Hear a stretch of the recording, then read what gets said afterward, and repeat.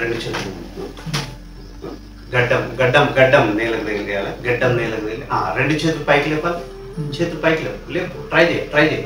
రెండు చేతుల్ని మోచేయి కూడా పైకి లేపాలి, మోచేయి కూడా పైకి లేపాలి. ఒక్క నిమిషం లేవు, పైకి కంప్లీట్ పడుకో, పైకి లేపాలి అలా. కావాలి ఈ చేయి కూడా పైకి లేపాలి కంప్లీట్ పైకి లేపాలి ఇవి లేపాలి. Come on just relax. మళ్ళొకసారి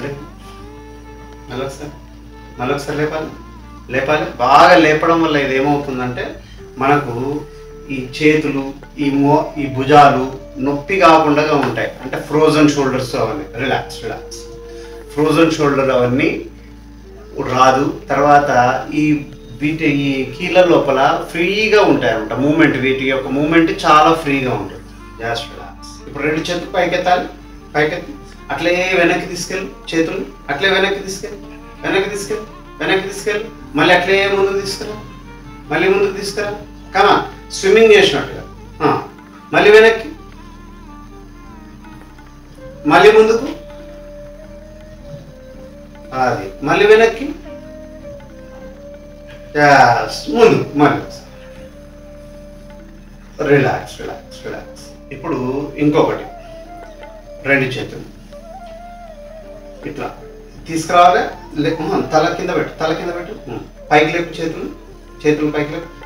ఇప్పుడు వంచు, ఒకటి, మళ్ళీ రెండు, మూడు, వెరీ గుడ్, నాలుగు, మళ్ళీ ముందు, ఐదు, మళ్ళీ ముందు, ఆరు. Just relax. యాక్చువల్గా ఇది భుజంగాసనం చేయాలి. భుజంగాసనం యాక్చువల్గా ఇలా చేయాలి. అయితే నాన్నగారికి భుజంగాసనం రాదన్నమాట. వాళ్ళకి మామూలుగా ఈ విధంగా పెట్టేసి చేయించాలి. ఈ ఏజ్లో వాళ్ళకి చాలా ఇబ్బంది అవుతుంది. ఇట్లా పెట్టేసి చేయించాలి. చేయాలి భుజంగాసనం. లేవాలి.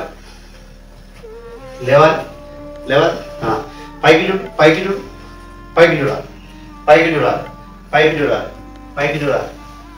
చూడాలి. యాస్.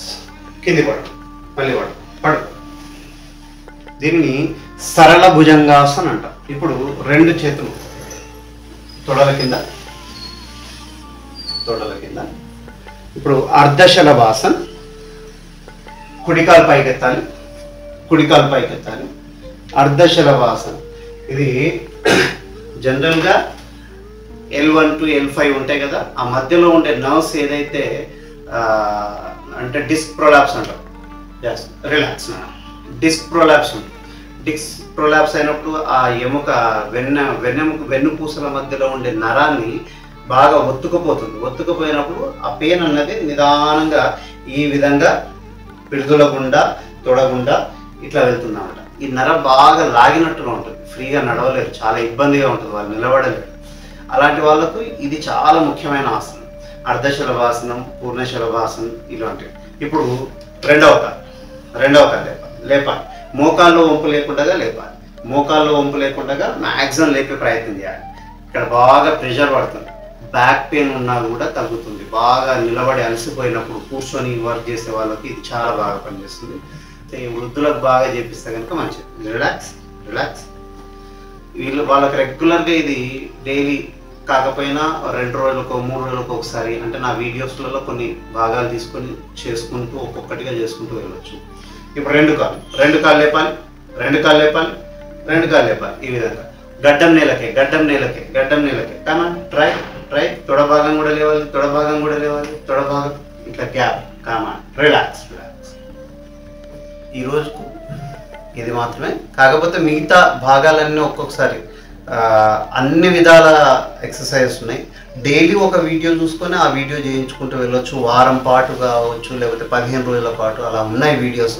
అవన్నీ చెక్ చేసుకొని చేస్తూ ఉండండి. చేయించండి. ఇంట్లో పెద్దవాళ్ళు కూడా చేయించండి. నమస్కారం.